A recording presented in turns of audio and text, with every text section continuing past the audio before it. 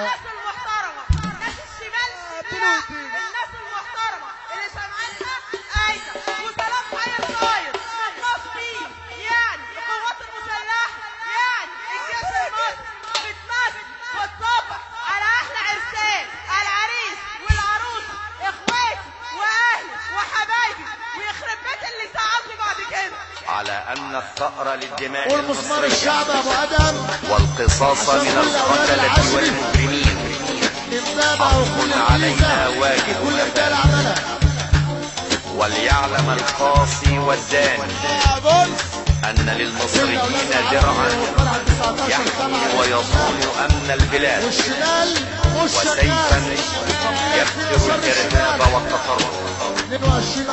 عاشت مصر وحمى الله شعبها العظيم. وروش